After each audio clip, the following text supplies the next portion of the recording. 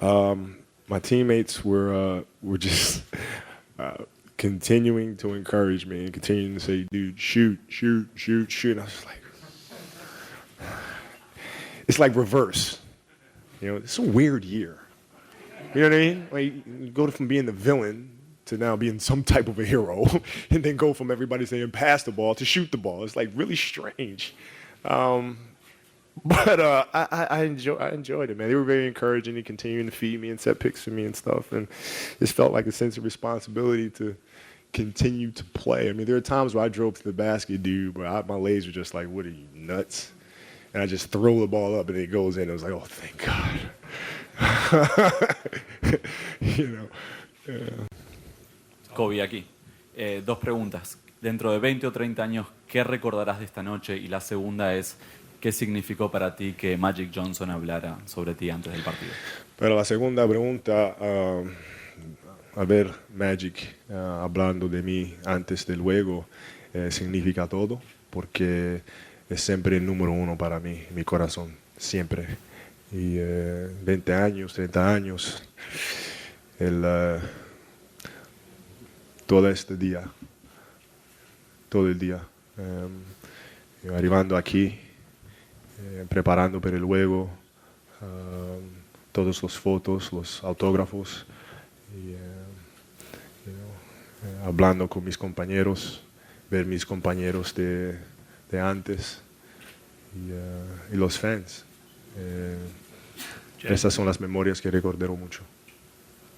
Kobe, two quick ones on your left. In your new commercial, you're encouraging everyone to sing their hatred of you. Throughout your career, how vital was the hate to drive you to what you did? This is extremely necessary for me because that's what I fed off of. And I think at that time, to be embraced would have been like kryptonite for me, because the darkness, those dark emotions, is what I used to drive me. That isolation, that's what I grew up comfortable in. So I would refuse to allow anything else but that. I mean, even saying things that create some type of animosity, you know what I mean? To just continue to use that as fuel to propel me forward. I mean, it was extremely, extremely necessary. If you wanted to beat me, all you had to do was embrace me at that time, and I would have been done. The flip side of that tonight was everyone coming together, former teammates. I mean, I don't know if you saw what was outside, the people massing outside. So what was it like, and how did it feel to be at the center of this unifying moment? It's surreal. It really is. And, I think what I tried to do is not think about it. I tried to go through my routine as normal as possible and think about the craft, think about the game. Who are you matching up with? How's the defense going to play you? Like, try to go back to the basics, not think too much about the bigness of the moment. Just focus on those details. Kobe, over here, back here. Hi. What's up? What's up? You alluded to this off of Jay's question, just about embracing kind of the villain role, the hate, all this. A lot of people were so used to seeing only that ferocious, competitive killer Kobe that this year, as you've kind of let your guard down and this brighter kind of demeanor has come out, people have kind of wondered, and I've even heard people debate. So is that the real Kobe? Where's the real Kobe? What is this, like, the public side of this for you been about in terms of kind of letting go a little bit, being able to be kind of more of this joyous persona publicly as opposed to the killer kind of persona that you were carrying for so long? I mean, I'm both. Just like everybody in this room. It's a very simple concept when you think about it. I mean, we're all both. We all have a little hero and villain inside of us, man. And it's just depending on perspective.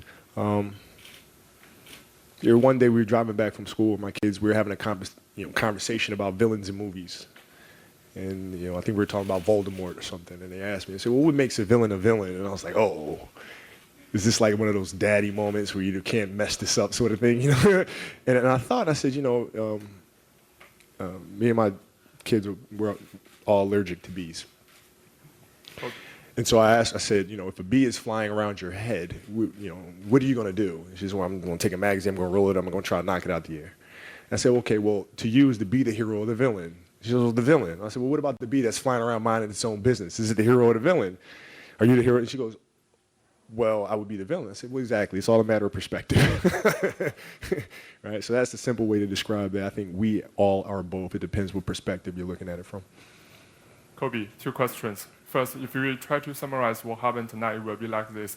Kobe retired and Steph Curry led the Golden State to create the new history. How do you see this change of time? How do you think of the league that will be without? I think this has been an amazing day for sports fans, basketball fans in particular. It's been a great day with them setting such a unbelievable record. I mean, we think about that, man. 73 wins. I mean, that's ridiculous.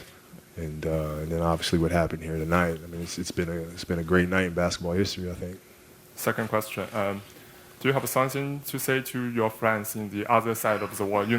Millions of people didn't go to work to see your games in China. Yeah, ni hao, and I'll see you soon. Yeah, see you soon. Thanks. Ted? Cope, how would you describe driving up here today and seeing what was going on around this area just for you? And at the same time, how emotionally draining was that part of the entire day and be able to dig deep like you did and come up with the big 6-0? Seeing everything that was taking place before, and just, I was enjoying it. I was very appreciative of it. And then I quickly, get right back to my center of, okay, you got to go out there and perform. And so I was able to focus and try not to get too emotional, because I feel like that would take away from the performance. Even despite my best efforts, you can still see at the start of the game, still nervous and still emotional about it, and had to settle down. So I was tired, man. I was tired, but you got to push through it. I mean, this is, saving it for what? I was just hoping I didn't hurt something. That would be a buzzkill. Go right here. I've asked you this question before under very different circumstances, and you didn't like the question then. Give it a shot again. Is this the last time, officially, is this the last time that we see Kobe Bryant play basketball? Well, I mean, now with with Twitter and Instagram and all this other stuff, you might catch a glimpse of me shooting at a gym or something, at a playground or something like that. I mean, that's about it. Oh, yeah. Yeah, I feel great. I mean, I feel like I'm extremely happy. I mean, this is like a very joyful day to be able to have this experience and have this moment. But yeah, I'll never play an NBA game again. I mean, a lot of people say, you never say never, never. Kobe, thank you very much, first of all, on behalf of my organization and all Turkish fans and all other international fans all over the world. When you enter the locker room for the last time after seeing your jersey, number 24, what kind of emotions came to your mind? Uh-oh. That's what I thought. I was like, man, this is really happening. This is really happening. And I have those moments all day today where, the memories come in, and, like putting on my jersey, putting on my socks. So we transition now from Kobe's joyful day to Steph, 402 threes and 73 wins.